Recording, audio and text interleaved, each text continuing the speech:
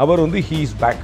அந்த துள்ளலை வந்து அவர் குறைச்சிருக்கிறார், அவ்வளோதான். தமிழ்நாட்டு மக்கள் பூரா அப்படி பார்த்துட்டு இருந்தாங்க. இதெல்லாம் ஆக்ஷன், இதெல்லாம் வந்து ஒரு ட்ராமா தான் அது. GT Holidays presents Behind What's Beyond the News with Rangaraj Pandey, powered by Saubhagya Home and Kitchen Appliances, Renacon Rapid Wall Panel. முதல்வரை நோக்கி நிறைய கேள்விகள் சரமாரியாக வச்சுக்கிட்டே இருந்தார். இன்னைக்கு டிவிகேக்கும் டிஎம்கேக்கும் தான் போட்டிங்கிறதுல இருந்து எல்லாமே ஒரு விஷயம் கூட I don't see anything new. Karur கூட்டம் வரைக்கும் அவர் பேசும்போது வந்து ஒரு துள்ளல் இருந்தது, பாட்டிலுக்கு 10 ரூபாய் அப்படிலாம் சொல்லிட்டு. அது வந்து அடுத்தடுத்த கூட்டங்களில் வந்துருங்கிறதுக்கான சிக்னல்ஸ் வந்து இந்த பொதுக்குழு கூட்டத்தில் வந்துருச்சு. எவ்வளவு பெரிய ஒரு வடிகட்டின பொய் சப்பை கட்டுன்னு நான் சொல்லல, உச்ச நீதிமன்றம் சொல்லியிருக்கிறாங்க. நீங்க ஊடகங்கள் எல்லாம் என்ன எடுத்துக்கூடிய வாய்ப்பு இருக்குன்னா, கூட்டணிக்கு தயாராயிட்டாரு, அப்போ அது வந்து அதிமுக பாஜகவா அப்படின்னு அடுத்த கேள்வி வரலாம். கட்சியுடைய பொதுக்குழுவை விக்கிரவாண்டியில கூட்டின போதே அவர் சொல்லிட்டாரு, நாங்கள் கூட்டணி நம்மளை நம்பி வருவாங்க இல்லையா. இப்போ சொல்லியிருக்கிறது ரொம்ப கேர்ஃபுல்லி கிராஃப்டட் வேர்ட்ஸ், கூட்டணி பற்றி அவர் முடிவெடுப்பார் அப்படின்னு. அப்போ இவர் தலைமையில் கூட்டணியா, இவர் இன்னொரு தலைமையில் கூட்டணி சேர்றதா அப்படிங்கிற பற்றி சொல்லலை. ஆனால் இவர் பேசிய பேச்சுக்களும் 2026 சட்டமன்ற தேர்தலுக்கு தாவேகா தலைமையில் ஒரு கூட்டணி அமைஞ்சது அப்படின்னா திமுக தான் ஆள் வரணும். இங்கிருந்து உங்களுக்கு திரு ஓபிஎஸ், திரு டிடிவி போன்றவர்கள் அங்கே போகலாம். அவர் தலைமையில் ஒரு கூட்டணி அமைஞ்சிருச்சு அப்படின்னா, நான் ஏற்கனவே சொன்ன வரலாறு காணாத ஒரு மும்முனை போட்டியாக இருக்கும், டஃப் காம்படிஷனாக இருக்கும், ஏடிஎம்கே அட்வான்டேஜாக மாறலாம். அவருக்கு ஓட்டு கூடிக்கிட்டே இருக்குது. People are talking about Vijay, people are expecting Vijay, people are seeing Vijay அப்படிங்கிறது அதுதான் அங்கே காட்டுதே தவிர 26 வச்சு இந்தியாவில் யாரும் ஆட்சி அமைச்சது கிடையாது. இது நம்ம ஃபர்ஸ்ட் புரிஞ்சுக்கணும். ஒன்று, திரு டிடிவி, திரு ஓபிஎஸ் உள்ளிட்டவர் வர்றாங்க, இல்லை காங்கிரஸ் அங்கேருந்து வருது, இந்த மாதிரி ஒரு வித்தியாசமான அப்போ 26% வரலாம். அப்பையும் இதுவரைக்கும் எந்த எதிர்க்கட்சியும் பெறாது. நான் ஏற்கனவே பலமுறை சொன்னது போல திரு விஜயகாந்த் அவர்கள் 2011 பெற்ற சீட்டையும் ஓட்டையும் விட கூட பெறுவதற்கான வாய்ப்பு கிடைக்கும். GT Holidays presents Behind What's Beyond the News with Rangaraj Pandey, powered by Saubhagya Home and Kitchen Appliances, Renacon Rapid Wall Panel. வணக்கம். முதல்வரை நோக்கி நிறைய கேள்விகள் சரமாரியாக வச்சுக்கிட்டே இருந்தார் இன்னைக்கு விஜய் அவர்கள். உச்சநீதிமன்ற கேள்விகளுக்கெல்லாம் நீங்கள் என்ன சொல்ல போகிறீங்க, சட்டமன்றத்தில் வந்து நீங்கள் சொல்கிறீங்க உண்மை நிலையை நாங்கள் வந்து தெளிவுபடுத்தணுங்கிறதுக்காகலாம் சொல்கிறீங்க, அதாவது அதிகாரத்தில் இருக்கக்கூடிய ஒரு மமதையில் சிஎம் அவர்கள் இப்படி பண்ணுறாங்களோ, அவங்க வந்து அரசியல் பண்ண ஆரம்பிச்சிட்டாங்களோ, அரசியல் பண்ணவே மாட்டேன்னு சொல்லிட்டு அப்படின்லாம் வந்து கேள்வி கேட்குறாரு. இதை நீங்கள் எப்படி பார்க்குறீங்க? திரு விஜய் அவர்களுடைய கமெண்ட்ஸ் வந்து பொலிட்டிக்கல், அதில் வந்து பாலிடிக்ஸ் தான் பண்ணுவாங்க. அவனால் அவர் படித்த ஃபேக்ட் எல்லாமே உண்மை தான். அது என்ன, அவர் வந்து சுப்ரீம் கோர்ட்டை மேற்கோள் காட்டி தான் பண்ணுறாரு, விச் இஸ் வெரி ரைட். அதில் வந்து குழப்பம் இல்லை. நீதிமன்றம் சொன்னது தான். அது நீதிமன்றம் சொல்கிறதுக்கு முன்னாடியே நாம் சொல்லியிருந்தோம் அந்த விஷயங்களை பூரா. அந்த கரூர் ஸ்டாம்பேட் நடந்ததுலேருந்து சிபிஐ விசாரணைக்கு போகும் அப்படிங்கிறதுலேருந்து எல்லாமே நாம் சொன்னது தான். டபுள் நிவாரண நிதி வந்து தாவேகா கொடுக்கும் அப்படிங்கிறது எல்லாமே நம்ம சொன்னது தான். இன்னும் சொல்லப்போனால் அந்த எஸ்ஐடி வந்து எப்படி ஒரு நியாயம் கொடுக்கும் அப்படிங்கிறதும், அண்டு சிறப்பு ஒரு நபர் ஆணையம் வந்து எப்படி நேர்மையாக விசாரணை நடத்தும் அப்படி இந்த எல்லா கேள்விகளுமே நாம் எழுப்பினது, எல்லா கேள்வியிலுமே நீதிமன்றம் எழுப்பியது அதே விஷயங்களை தான் திரு விஜயம் சொன்னார். அந்த கண்டென்ட் ஓகே, அந்த கமெண்ட் வந்து political, which is very obvious. அவர் என்ன சொல்கிறாருன்னா, சுப்ரீம் கோர்ட் கேட்டதுனால மட்டும் கிடையாது, மக்கள்கிட்டயே வந்து ஒரு பெரிய அதிருப்தி இருக்குது, இது வந்து திமுகவை படுகொலையில் தள்ளிடுங்கிறது சிஎம்க்கு தெரியுதா இல்லையா, அது தெரியலன்னா 2026 மக்கள் தெரிய வைப்பாங்க அப்படிங்கிறாரு. ஆன்டி இன்கம்பன்சி வந்து இருக்குதுங்கிறது நிஜம், அதில் வந்து குழப்பம் இல்லை. திமுகவுக்கு வந்து நான் இதுவரைக்கும் காணாத ஒரு பெரிய 2006-11 அப்படி இருந்துச்சு. அதுக்கு பிறகு இப்போ தான் வந்து பெரிய ஆன்டி இன்கம்பன்சி இருக்குது, அது உண்மை தான்.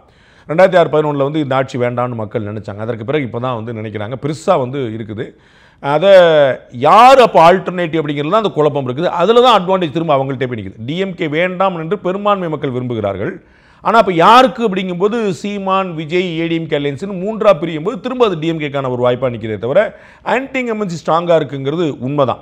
ஆனால் அது 2026 மெட்டீரியலைஸ் ஆகி டிஎம்கே ஆட்சி இல்லாமல் இருக்கணும்னு திரு விஜய் உண்மையிலே விரும்பினா. விஜயோட தொண்டர்கள் விரும்ப ஆரம்பிச்சிட்டாங்க, நிர்வாகிகள் விரும்ப ஆரம்பிச்சிட்டாங்க, தலைமை கழகத்தில் இருக்கக்கூடிய சிலர் விரும்புறதில்ல. திரு விஜய் அவர்களுடைய என்ன ஓட்டம் என்னன்னு நமக்கு தெரியல. அப்போ உண்மையிலே அவர் விரும்பினார்னு அதிமுக பாஜக அலையன்ஸை சேர்றதான் அவருக்கு சேஃபு, அவர் நினைச்சது நடக்கக்கூடிய வாய்ப்பு உண்டு. அப்படி இல்லாட்டா அது நினைக்கிறது, அது திமுக ஆட்சி வரவிடாமல் தடுக்கிறங்கிறது அவ்வளோ சுலபம் இல்லை. நான் ஏற்கனவே சொன்னது போல் அதிமுக இல்லாத ஒரு ஆட்சி அமையாது, திமுக கூட்டணி உடையாமல் ஆட்சி அமையாது. இந்த ரெண்டுக்குமான ஸ்பேஸுமே இருக்குது. ரொம்ப முன்னாடி சொன்னது அதில் மாற்றம்லாம். திரு அப்போ விஜய் வந்து அவர் ஆட்சியை பிடிக்கும்னு நினச்சாருன்னு அவர் அதிமுக கூட்டணியில் சேர்ந்தா தான் கிடைக்கும். சேர்ந்தாருன்னு 2 வாய்ப்பு அவர்கிட்ட இருக்குது. அவர் வந்து நிச்சயமாக எதிர்க்கட்சி தலைவராகவோ அல்லது டிமாண்ட் வச்சு துணை முதலமைச்சராக வர்றதுக்கான வாய்ப்பு இருக்குது. ஆட்சியில் பங்கு இந்த ரெண்டுல அவருக்கு ஏதாவது ஒரு ஆசை இருக்கும்னா, அதாவது திமுக ஆட்சியை வீழ்த்தணும், நமக்கு ஒரு அங்கீகாரம் கிடைக்கணும் அப்படின்னு அதிமுக பாஜக கூட்டணி சேருவதை தவிர வேறு வாய்ப்பில்லை. அவர் தனியாக போட்டியிட்டால் அவர் சொன்ன 2026 தமிழக மக்கள் திமுகவுக்கு பாடம் கற்பிப்பார்கள். அவர் சொன்னார் இல்லையா, நாங்கள் மக்களுடைய தீர்ப்பை தலைவணங்கி ஏற்கிறோம் அப்படின்னு திமுக சொல்ல வேண்டிய அவசியம் இருப்பார். அதாவது பெருமையோடு ஏற்கிறோம், மீண்டும் திமுகவுடைய நல்லாட்சிக்கு மக்கள் சான்றளித்திருக்கிறார்கள் சொல்லக்கூடிய வாய்ப்பு தான் கிடைக்கும். திரு விஜய் அவர்கள் கூட்டணி சேரலன்னு. இன்னொரு பக்கம் மக்கள்கிட்ட ஒரு சாரார்கிட்ட ஒரு கேள்வி இருக்குது. என்னென்னா, இப்போ திமுகவை எல்லாரும் சொல்கிறதே வந்து வாரிசு அரசியல் அப்படின்னு தான் சொல்லிட்டு இருக்காங்க.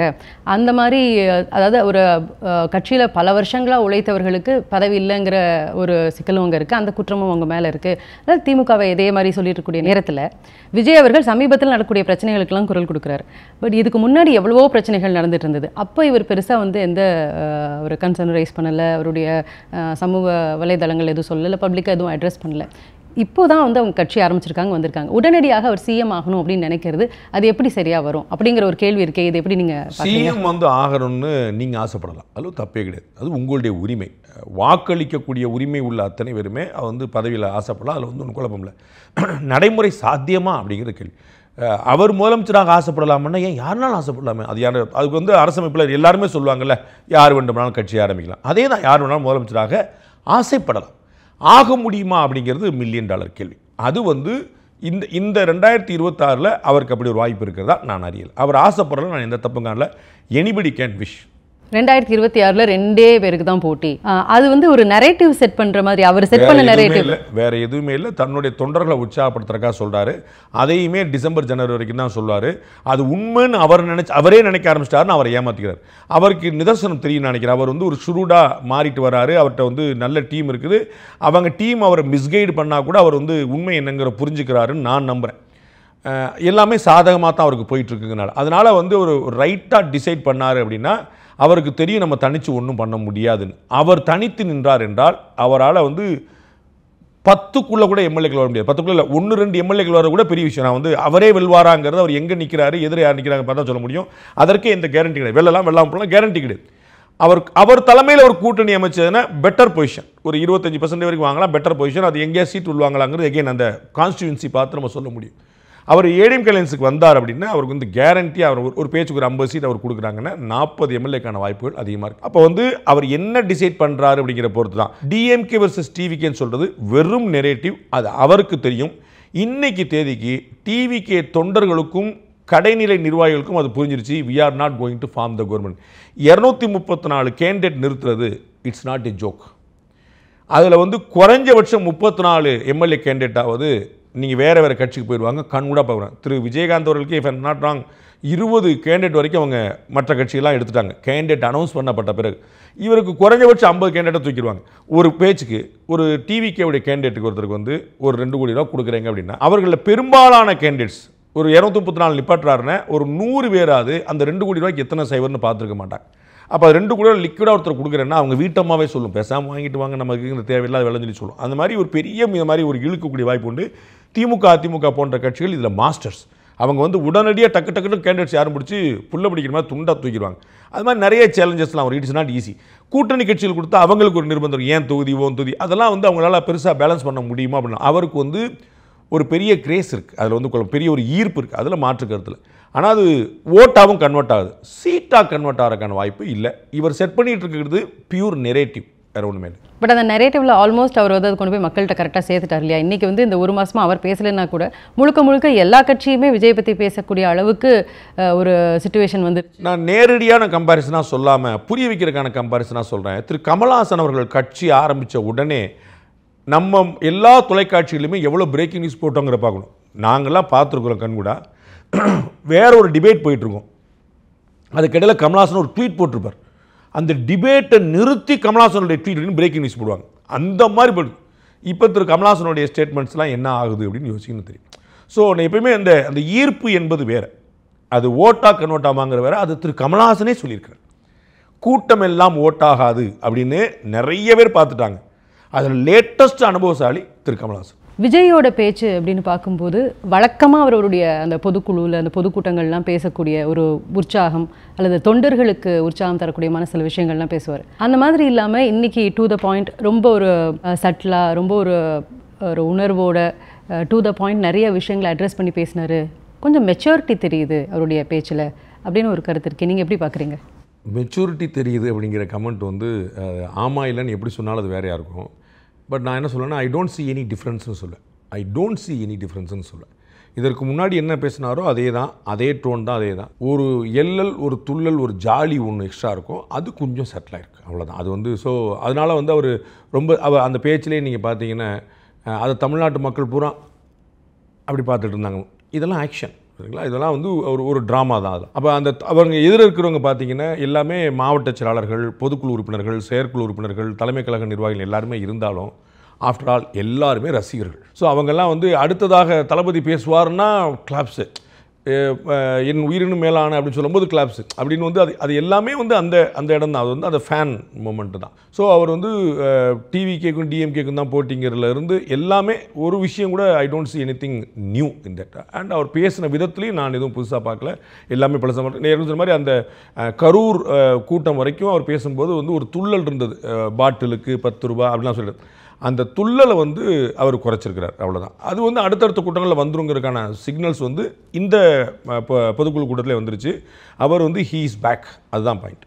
ஒரு 12 தீர்மானங்கள் இன்றைக்கி வந்து நிறைவேற்றியிருக்காங்க. அது கரூர் சம்பவத்தில் உயிரிழந்தவர்களுடைய இரங்கலில் ஆரம்பித்து ராம்சர் அந்த சதுப்பு நிலங்கள் அதுக்கு தனியார் அனுமதி கொடுத்ததை வந்து திரும்ப வாங்கணுங்கிறதுல இருந்து அடுக்கடுக்காக 12 தீர்மானங்கள். அதை பற்றி உங்களுடைய கருத்து என்ன? 12 தீர்மானங்களில் வந்து சில விஷயங்கள் சம்பிரதாயம், கடமை. அதாவது அதிமுக, திமுக எந்த கட்சி வந்து பொதுக்குழு கூட்டம், செயற்குழு கூட்டம் இதெல்லாம் செய்யணும்னு ஒரு கடமை இருக்குது. அதில் லேட்டஸ்ட்டாக என்ன வந்திருக்குங்கிற பார்த்துட்டு இந்த கோவையில் பெண் பாலியல் வன்முறைக்குள்ளாக்கப்பட்டாங்க அப்படின்னா லேட்டஸ்ட்டாக சேர்த்துருவாங்க.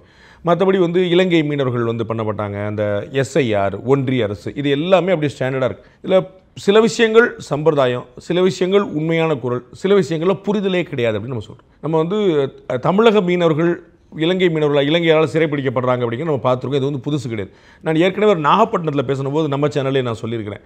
நாகப்பட்டினத்தில் பேசும்போது 2011 நான் வந்து இதே நாகப்பட்டினத்தில் பேசியிருக்கிறேன் அப்படின்னு சொல்லி சொன்னார். 2014 அப்புறம் ஏன் பேசலை அப்படின்னு சொல்லுவாரான்னு கேட்டேன். 2011 காங்கிரஸ் டிஎம்கே கூட்டணி அரசு சென்ட்ரல் கவர்மெண்ட்டில் இருந்தபோது மீனவர்கள் சுட்டுக் கொல்லப்பட்டு கொண்டிருந்தார்கள். மோர் தென் 600 ஃபிஷர்மேன். 2014 இன்னைக்கு பேசிட்டு 2025 நவம்பர் வரைக்கும் ஒரு மீனவர் தான் கொல்லப்பட்டிருக்கார். ஒரு மீனவரும் கொல்லப்படக்கூடாதுங்கிறது. ஆனால் ஜஸ்ட் இமேஜின் 600 மீனவர்கள் கொல்லப்பட்ட இடத்துல 11 வருஷத்தில் ஒரு மீனவர் கொல்லப்பட்டிருக்கா அப்படிங்கும்போது யார் தமிழ் மீனவர்களுக்கு ஆதரவாக இருக்கிறார் அப்படிங்கிற யார் உறுதியான நிலைப்பாடு எடுத்துருக்காங்க. பட் இது அண்டை நாடு சம்பந்தப்பட்ட மேட்டர் அப்படிங்கிறனால ஒரு லெவலுக்கு மேலே வந்து நெருக்கடி கொடுக்க முடியாத நிலைமை. அவங்க வந்து எப்போனாலும் அப்போ நான் சைனா கூட போகிறேன் அப்படின்னு சொல்லக்கூடிய ஆபத்து. அதனால் ஒரு நம்ம ரெண்டு பேலன்சிங் ஆட் பண்ண முடியும். எஸ்ஐஆர் பற்றி அவருக்கு எந்த புரிதலும் இல்லைன்னு ரொம்ப தெளிவாக இருக்கும். இன்றைக்கி அவர் வந்து பீகாரை காட்டி சொல்கிறார். பீகாரில் நம்ம உதாரணம் பார்த்துருக்கோம். பீகாரில் தேர்தல் நடந்துகிட்டு இருக்கு, போலிங் நடக்க போகுது. இவர் பேசிக்கிட்டு இருக்க தருணத்தில் ஒரு கம்ப்ளைண்ட் கிடையாது. முன்னாடி கேஸ் போட்டாங்க, சுப்ரீம் கோர்ட் தடை பண்ணல. எல்லாமே டிரான்ஸ்பராக நடந்துட்டு இருக்கு. 65 லட்சம் பேர் தூக்குனாங்கன்னு சொல்லி சொன்னாங்க. அதில் 22 லட்சம் பேர் இறந்தவர்கள். என்ன பண்ணணும் இவங்க சொல்கிறாங்கன்னு கேட்கணும். ராகுல் காந்தி நம்ம பேசிட்டு தருணத்தை கொடுத்துருந்த இன்னொரு பேட்டி ஹரியானா மையப்படுத்தி கொடுத்துருக்காரு. அதில் வரைக்கும் சொல்கிறாரு 1 லட்சம் பேர் அங்கே இருக்காங்க, 3 லட்சம் பேர் இங்கே இல்லை, ஒரே வீட்டில். அப்போ என்ன அர்த்தம்? எஸ்ஐஆர் தேவைன்னு தானே அர்த்தம். இன்னைக்கு நம்ம பேசிட்டு இருக்க தருணத்தில் திரு ராகுல் காந்தி பேட்டி கொடுக்குறாரு. ஹரியானாவில் 0 முகவரியில் இத்தனை ஆயிரம் பேர் இருக்கிறாங்க, ஒரே வீட்டு அட்ரஸில் 500 பேர் இருக்கிறாங்க. அப்படின்னா என்ன புரியுது? தப்பு தப்பாக நிறைய நடந்ததுன்னு சொல்கிறார். நம்ம ஆமாந்தோம். அப்போ என்ன செய்யணும்? அதற்கு தானே இந்த ஸ்பெஷல் இன்டென்ஷன் ரிவிஷன், அதற்கு தான் இந்த சிறப்பு தீவிர திருத்தம். அப்போ அவர்களுடைய கூட்டணி, அவர்களுடைய கட்சி, இவர் சார்ந்திருக்கக்கூடிய இவர் ஐடியாலஜியில் காங்கிரஸ் வருவான்னு எதிர்பார்க்கக்கூடிய அந்த காங்கிரஸ் கட்சியுடைய மூத்த தலைவர் திரு ராகுல் காந்தி சொல்கிறார் இந்த மாதிரி நிறைய கோளாறுகள். அப்போ அதான் எஸ்ஐஆர் வேணுங்கிறதான் அர்த்தம். வீடு பூரா குப்பையாக இருக்குன்னா என்ன அர்த்தம்? பெருக்குன்னு அர்த்தம். ஒருத்தர் பெருக்குன்னு கிளம்புற, ஏன் நீ இப்போ பெருக்க வர்ற? ஏன் நீ விளக்குமாறு வச்சிருக்கிற? ஏன் சாயந்தரம் 6 மணிக்கு வந்த வீடு குப்பையாக இருக்கு பிறகு ஆஸ் சிம்பிள் as. அப்போ அவருக்கு அந்த புரிதல் இல்லைங்கிற பார்க்குறோம். நம்ம ஏற்கனவே சிஏஏ போல என்ஆர்சி போல எல்லாரும் குற்றம் சாட்டி கொண்டே இருந்தார்கள், வேறு எதுவுமே கிடையாது. ஒன்றிய அரசு எல்லாத்துக்கும் ஒரு குற்றச்சாட்டை தவிர I don't C anything new. அவருக்கு வந்து வேறு ஏதாவது ஒரு புதுசாக ஒரு புரிதல் ஏற்பட்டுச்சு, கொள்கையில் தெளிவு ஏற்பட்டுச்சுங்கிற இதெல்லாம் சம்பிரதாயம், இதை நம்ம செஞ்சாகணும் அப்படின்னு சொல்லி அதை தவிர நான் வேறு எதுவும் பார்க்க. அதாவது அவங்க சொல்லியிருக்கிறாங்க அந்த 12வது தீர்மானமாக வந்து கூட்டணி பற்றின முடிவெடுக்கக்கூடியது வந்து தலைவருக்கு தான் உண்டு அப்படிங்கிற அந்த தீர்மானமும் நிறைவேற்றிருக்காங்க. அதை எப்படி நீங்கள் பார்க்குறீங்க? கூட்டணிக்கான தீர்மானம்ங்கிற வார்த்தை ரொம்ப கவனமாக பயன்படுத்தப்பட்டிருக்கு. அவர் பேசும்போதும் அதற்கு முன்னாடி ஆதவர்ஜுனா உள்ளிட்டவர் பேசும்போதும் திரு விஜய் தலைமையில், தாவேகா தலைமையில் தான் அப்படிங்கிறதான் அவங்க சென்ஸாக வச்சுருக்காங்க. ஸோ நமக்கு வந்து நீங்கள் ஊடகங்கள் எல்லாம் என்ன எடுத்துக்கூடிய வாய்ப்பு இருக்குன்னா, கூட்டணிக்கு தயாராகிட்டாரு, அப்போ அது வந்து அதிமுக பாஜகவா அப்படின்னு அடுத்த கேள்வி வரலாம். கூட்டணிக்கு தயாராகிட்டேன் அப்படிங்கிறத அவர் கட்சி ஆரம்பித்து அன்னைக்கே சொல்லிட்டார். கட்சியுடைய பொதுக்குழுவை விக்கிரவாண்டியில் கூட்டின போதே அவர் சொல்லிட்டார், நாங்கள் கூட்டணி நம்மளை நம்பி வருவாங்க இல்லையா அவங்க அப்படின்னு. கூட்டணி அவர் தலைமையில், தாவேகா தலைமையில்ங்கிறது அவர் டே ஒன்லே ரெடி ஆகிட்டார். இன்றைக்கி ரெடியான விஷயம் இல்லை. இப்போ சொல்லியிருக்கிறது ரொம்ப கேர்ஃபுல்லி கிராஃப்டட் வேர்ட்ஸ். கூட்டணி பற்றி அவர் முடிவெடுப்பார் அப்படின்னு. அப்போ இவர் தலைமையில் கூட்டணியா, இவர் இன்னொரு தலைமையில் கூட்டணி சேர்றதா அப்படிங்கிற பற்றி சொல்லலை. ஆனால் இவர் பேசிய பேச்சுக்களும் திரு ஆதவர்ஜுனா உள்ளிட்ட மற்றவர்கள் பேசிய பேச்சுக்களும் தாவேகா தலைமையில் கூட்டணி அப்படிங்கிறது தான் முன்னிறுத்துகின்றன. என்னுடைய அடிஷனல் பாயிண்ட், நீங்கள் அனைவரும் அது கேள்வி வச்சிருப்பீங்க, பட் நான் இப்போ இந்த பொருந்துங்கிறனால சொல்ல வரேன். 2026 சட்டமன்ற தேர்தலுக்கு தாவேகா தலைமையில் ஒரு கூட்டணி அமைஞ்சது அப்படின்னா திமுக தான் ஆள் வரணும். இங்கேருந்து உங்களுக்கு திரு ஓபிஎஸ், திரு டிடிவி போன்றவர்கள் அங்கே போகலாம். அப்படி ஒரு கூட்டணி அமைஞ்சது அப்படின்னா தமிழக வரலாறு காணாத மும்முனை போட்டி அமை. இதற்கு முன்னாடி தமிழக வரலாறு காணாத மும்முனை போட்டி அமை. ஆனால் அப்போ அட்வான்டேஜ் ஏடிஎம்கேவாக இருக்கும். அவர் தலைமையில் கூட்டணியே அமையல, அவர் தனியாகவே போட்டியிடுகிறார், மற்றவங்களாம் அப்படி இப்படி இருக்கிறாங்க அப்படின்னா அட்வான்டேஜ் ஏடிஎம்கே பிஜேபியாக இருக்கும். அவர் ஏடிஎம்கே கூட சேர்ந்துட்டார் அப்படின்னா 200 சீட்டு கேரண்டியாக இருக்கும். இதுதான் இன்றைக்கி நிலைமை. அவர் தனியாக நின்னார்னா டிஎம்கேக்கான ஸ்பேஸும் இருக்குது. அது வந்து ஒரு மைனாரிட்டி கவர்மெண்ட்டாக யார் பக்கம் இல்லாமல் இருக்குது. தனியாக நிற்கிறார் அப்படின்னா ஏடிஎம்கேக்கு அட்வான்டேஜ் இருக்கலாம், டிஎம்கேக்கு அட்வான்டேஜ் இருக்கலாம். இப்போ திரு இபிஎஸ் அவர்கள் கூட இன்றைக்கி அவங்களுடைய கூட்டத்தில் சொல்லியிருக்கிறாரு, நீங்கள் யாரும் கூட்டணியை பற்றி எங்கேயும் பேசணும்னா ஒரி பண்ண வேண்டியதில்லை, நாங்கள் பார்த்துக்குறோம் அப்படின்னு சொல்லியிருக்கிறாரு. இப்போ ஒரு பக்கம் இவர் தலைமை கூட்டணியை முடிவு பண்ணும் அப்படிங்கிறதுக்கும் இபிஎஸ் வந்து கூட்டணியை பற்றி நீங்கள் வேறு யாரும் ஒரி பண்ண வேண்டாம்னு சொன்னதுக்கும் ஏதாவது சம்மந்தம் உண்டா? பிஜேபி அலையன்ஸ் கூட, அதாவது பிஜேபி ஏடிஎம் கூட திரு விஜய் சேர்ந்தாருன்னு அவருக்கு நல்லது, இது என்னுடைய எண்ணம். பட் சேருவாரான்னு என்னால் உத்தரவாதம் சொல்ல முடியல இன்றைக்கி இருக்கிற நிலைமை பார்த்து. இப்போ அவர் சொல்லிட்டு இருக்கிறது எல்லாமே டிஎம்கே வர்சஸ் டிவிகே அப்படிங்கிற உட்பட எல்லாம் சொல்கிறது, நம்ம தலைமையில் கூட்டணி சொல்கிறது எல்லாமே தொண்டர்களை உற்சாகப்படுத்துவதற்கும் நாளைக்கு அலையன்ஸ் வச்சா நம்மளுடைய ஷேர் வந்து லைன் ஷேராக இருக்கணும் அப்படிங்கிறதுக்கான ஒரு முயற்சி நினைக்கிறேன். கூட்டணி சேரலை அப்படின்னா என்னுடைய கருத்தில் மாற்றம் இல்லை. அவர் எதிர்க்கட்சி தலைவராகவே ஆக முடியாது, முதலமைச்சர் ஆகிற பற்றி பேச்சே கிடையாது. ஸோ அவர் வந்து ஏடிஎம்கே அலையன்ஸுக்கான ஒரு ஸ்பாய்லராகவும் டிஎம்கேக்கான ஒரு கிங் மேக்கராகவும் இருந்து திரும்ப டிஎம்கே கொண்டு வரக்கு உதவுறதுக்கான வாய்ப்பை தவிர I don't see any other choices. அவர் தலைமையில் ஒரு கூட்டணி அமைஞ்சிருச்சு அப்படின்னா நான் ஏற்கனவே சொன்னேன், வரலாறு காணாத ஒரு மும்முனை போட்டியாக இருக்கும், டஃப் காம்படிஷனாக இருக்கும், ஏடிஎம்கே அட்வான்டேஜாக மாறலாம். அவர் ஏடிஎம்கே பிஜேபி கூட சேர்றது தான் அவருக்கு வந்து இதுவரைக்கும் எந்த எதிர்க்கட்சியும் பெறாது. நான் ஏற்கனவே பலமுறை சொன்னது போல் திரு விஜயகாந்த் அவர்கள் 2011 பெற்ற சீட்டையும் ஓட்டையும் விட கூட பெறுவதற்கான வாய்ப்பு கிடைக்கும். ஏடிஎம்கே பிஜேபி அலையன்ஸ் ஏற்கனவே இருக்குது, அவங்களுக்கு ஒரு அட்வான்டேஜ் இருக்குது. அந்த லைன்ஸில் இவரும் சேரார் அப்படிங்கும்போது டிஎம்கே வேண்டாம்னு நினச்சா இன்னைக்கு தேதியில் 3 வாய்ப்புகள் இருக்குது. ஏடிஎம்கே அலையன்ஸ் ஒரு வாய்ப்பு, டிவிகே ஒரு வாய்ப்பு, என்டிகே ஒரு வாய்ப்பு. அப்போ டிவிகேவும் ஏடிஎம்கே பிஜேபியும் சேர்ந்துட்டாங்க அப்படின்னா 2 வாய்ப்பு தான் இருக்கும். ஏடிஎம்கே அலையன்ஸா திரு சீமானா, ஆப்வியஸாக நீங்களே ஒப்புக்குவீங்க, திரு சீமான் அவர்களை விட இந்த ஏடிஎம்கே அலையன்ஸ் ரொம்ப ஸ்ட்ராங்கானதாக இருக்கும். அதுதான் நிஜம், அது அவருக்கு தெரியும். ஆனாலும் டிசம்பர் ஜனவரிக்கு முன்னாடி அவர் முடிவெடுக்க மாட்டார்னு நான் இன்னமும் நம்புகிறேன். திரு ஆதவர்ஜுனா பேசும்போது சொன்னார் 26% நம்ம ரீச் பண்ணிட்டோம் அப்படின்னு சொல்கிறாரு. அது எப்படி நீங்கள் பார்க்குறீங்க? 26% அவர் வந்து இன்னமும் சொல்லுவார். நாங்கள் ஒரு சர்வே எடுத்தோம், அதில் வந்து ஒரு 2 டைம் நாங்கள் எடுத்த சர்வேல 3 மந்த்ஸுக்கு எவ்வளோ 2 டைம் எடுத்த போது 20% ரீச் ஆச்சு. ஸோ ஃபஸ்ட் டைம் நான் சர்வே எடுத்தபோது நான் 20ங்கிற நான் ஒத்துக்கலன்னு நான் சொன்னேன். நாங்கள் எடுத்த சர்வேவை ஆன் ஏரில் நானே I disown my survey in this particular point அப்படின்னு நான் சொன்னேன். ஏன்னா அவங்களுக்கு ஒரு 10-12% வருமே தவிர 20 வரும் நான் நினைக்கலன்னு சொன்னேன். பட் செகண்ட் டைம் அதே நம்பர் வேறு சாம்பிள் வேறு டே பண்ணும்போது, அது even after the Karur stampede அதே நம்பர் வரும்போது நான் வந்து அதை ஏற்கத்தான் வேண்டியிருக்கு. ஆனால் இந்த 20 அப்படிங்கிறது பெர்சன்டேஜாகவும் ஓட்டாகவும் கன்வெர்ட் ஆகுமானலாம் சொல்ல முடியாது. It shows the trend. அவருக்கு ஓட்டு கூடிக்கிட்டே இருக்குது. People are talking about Vijay, people are expecting Vijay, people are seeing Vijay அப்படிங்கன்னா அதுதான் அங்கே காட்டுதே தவிர அதனால அவருக்கு 20% ஓட்டுன்னு சொல்லலாம். இப்போ அவர்களே 26ன்னு சொல்கிறாங்க. ஓகே, அப்போ 26 நிஜம்னு வச்சுக்கணும். ஒரு பேச்சு 26 வச்சு இந்தியாவில் யாரும் ஆட்சி அமைச்சது கிடையாது. இது நம்ம ஃபஸ்ட்டு புரிஞ்சுக்கணும். 1 35 கீழே யாராலும் ஆட்சி அமைக்க முடியாது. ஒரு அட்லீஸ்ட் 35 இருந்தால் தான் பண்ண முடியும். இப்போ ஏற்கனவே கிட்டத்தட்ட ஒரு 40% ஏடிஎம்கே அலையன்ஸ் வச்சிருக்கிறாங்க, 30% இவங்க வச்சிருக்கிறாங்க. அப்போ மிச்சம் இருக்கிறது தான் எல்லாருக்கும். டிவிகேக்கு வந்து நாம் தமிழருக்கு வந்து இப்போ ஒரு மினிமம் கேரண்டியாக ஒர்ஸ்ட் பெர்ஃபார்மன்ஸ்லேயே ஒரு 5% கேரண்டி ஆகும். அப்போ அவருக்கு எங்கே மிச்சம் இருக்குன்னு நம்ம பார்க்கணும். புரியுங்களா? ஸோ வந்து ஆட்சி அமைக்கிறதுக்கான எந்த ஸ்பேஸுமே கிடையாது. அவர்கள் சொன்னதே உண்மை என்றாலும் கூட அவங்க கூட ஏதாவது அலையன்ஸ்லாம் வந்துச்சு அப்படின்னா அந்த நம்பர் வரலாம். திரு டிடிவி, திரு ஓபிஎஸ் உள்ளிட்டவர் வர்றாங்க, இல்லை காங்கிரஸ் அங்கேருந்து வருது, இது மாதிரி ஒரு வித்தியாசமான அப்போ 26% வரலாம். அப்பையும் சீட் கன்வர்ஷன் வந்து depends upon the candidate and constituency. எப்பயுமே கூட அவர் எதிர்க்கட்சி தலைவர் வருவார்னு என்னால் சொல்ல முடியல. ஆனால் ஒரு பெரிய ஒரு எதிர்பார்ப்பு இருக்கும். இப்போ பார்த்தீங்கன்னா உங்களுக்கு உதாரணம் சொல்கிறக்கா பாருங்கண்ணே, கோயம்புத்தூரில் திரு அண்ணாமலை அவர்கள் போட்டிட்ட போது நிறைய பேர் வந்து திரு அண்ணாமலை ஜெயிப்பார்னு நம்பினாங்க. போட்டி ரொம்ப கடுமையாக இருக்கும்னு நினச்சாங்க. எல்லாருமே மும்முனை போட்டி நம்பினாங்க. பட் வந்து அவர் வெல்லலை. ஆனால் வந்து அவர் வெல்வார் அப்படிங்கிற நம்பிக்கை பெருசாக அதுதான் திரு விஜய் அவர்கள் வந்து தன் தலைமையில் ஒரு அலைன்ஸ் வச்சார்னா விஜயும் ஜெயிச்சிருவார் அப்படிங்கிற, ஏன்னா 25% நல்ல நம்பராக இருக்கும். அப்போ அவரும் ஜெயிப்பார்னு ஒரு டாக் இருக்கும். பட் கன்வர்ஷன் ஆஃப் ஓட்டு வந்து வராதுன்னு நினைக்கிறேன். ஸோ இந்த 20% அப்படின்னு நாங்கள் சொன்னதும் 26% திரு ஆதவர்ஜனா சொன்னதும் shows the trend, not the exact numbers. Vijay அவர்கள் இன்றைக்கி பேசும்போது சொன்ன ஒரு விஷயம், எங்களுக்கு அதிகமான நெருக்கடி, நாங்கள் ஒரு இடம் கேட்டால் அது உடனடியாக கிடைக்கிறது இல்லை. இந்தியாவில் எந்த தலைவருக்குமே இல்லாத ரெஸ்ட்ரிக்ஷன்ஸ், நான் வண்டிக்குள்ளே உட்காந்து தான் பேசணும், வெளியில் வந்து கை அசைக்கக்கூடாதுங்கிற மாதிரியான ரெஸ்ட்ரிக்ஷன்ஸ்லாம் இருக்குது. நாங்கள் தான் ஒரு SOP கேட்டு சுப்ரீம் கோர்ட்டில் போய் போனோம். ஆனால் நாளைக்கு வந்து எல்லா கட்சியும் கூட்டம் பண்ணுறாங்க அந்த SOP பொறுத்து. பட் எங்களை கூப்பிடவே இல்லை, கேட்டால் ரெக்கக்னைஸ் ஆகாத கட்சி இல்லை அப்படின்னு சொல்கிறாங்க அப்படின்னு விஜய் கேட்குறாரு. நீங்கள் எப்படி பார்க்குறீங்க? நம்ம வந்து தேர்தல் ஆணையம் நடத்துறது, தமிழக அரசு நடத்துறது, ஒரு கட்சி நடத்துறது அப்படின்னு யார் கூட்டுறா இந்த கட்சி கூட்டத்தை அப்படின்னு பார்க்குறோம். தேர்தல் ஆணையம் வந்து அங்கீகரிக்கப்பட்ட கட்சியில் மட்டும்தான் கூப்பிடும். இது தமிழக அரசு நடத்துகிற கூட்டம். அப்போ வந்து அவங்க டாக்டிக்கலாக என்ன பண்ணிக்கிட்டாங்க ஒரு வார்த்தைன்னா, அங்கீகாரம் பெற்ற கட்சிகள் ப்ளஸ் சட்டமன்றத்தில் உறுப்பினர் இருக்கிற கட்சிகள்னு சொல்லியிருக்காங்க. இப்போ மதிமுகவுடைய பொதுச்செயலாளர் திரு வைகோ அங்கே போய் நிற்கிறாருன்னு வச்சுக்கோங்க. அப்போ சட்டமன்றத்தில் அவங்களுக்கு எம்எல்ஏக்கள் இருக்கிறாங்க. ஆனால் அது மதிமுக எம்எல்ஏக்களா திமுக எம்எல்ஏக்களாங்கிறத பதில் சொல்லணும். அவர்கள் போட்டியிட்டு வென்றது திமுக சின்னத்தில். அப்போ அவங்க எப்படி வந்து மதிமுகவா வருவாங்க அப்படின்னு பார்க்கணும். அந்த ஒரு கணக்கு நம்ம ஏற்கனவே வந்து திரு வீரமணி அவர்கள் எப்படி உட்கார்ந்தார் அப்படின்னு கேட்டால், அவர் வந்து அங்கீகாரம் பெற்ற கட்சி கிடையாது, அரசியல் கட்சியோட பதிவு பெற்றிருக்காராங்கிற தெரியாது. இது ஒரு பக்கம். நெருக்கடி வந்து எங்களுக்கு ரொம்ப கொடுக்கப்படுது, யாருக்குமே இல்லாத நெருக்கடினா அது உண்மை இல்லை. தமிழ்நாட்டில் அதிகமான நெருக்கடி சந்தித்திருப்பது வந்து பாஜகவும் RSSம் தான்.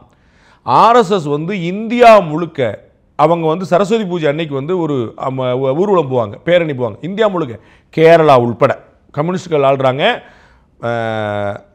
ரிலீஜியஸ்லி சென்சிட்டிவான ஒரு கம்யூனல் சென்சிட்டிவிட்டி இருக்கக்கூடிய ஒரு ஸ்டேட்டும் கூட, அங்கே கூட அனுமதி இருக்குது. தமிழ்நாட்டில் ஒரு வருஷம் கூட அனுமதி கொடுக்கவே இல்லை. இவங்க சுப்ரீம் கோர்ட் போய் தான் வாங்கிட்டு இருக்கு. இன்னும் சொல்லுவோம், ஒரு கட்டத்தில் கோர்ட்டே வந்து நீங்கள் வேணால் ஒரு காம்பவுண்டுக்குள்ளே நீங்கள் பேரணி நடத்திக்கங்களே, காம்பவுண்டுக்குள்ளே நடத்தினா அது பேர் பேரணி எப்படி வரும், நீதிமன்றமே அப்படி சொல்லி. அப்போ அதிகமான நெருக்கடியில் சந்தித்தது பாஜக, RSS.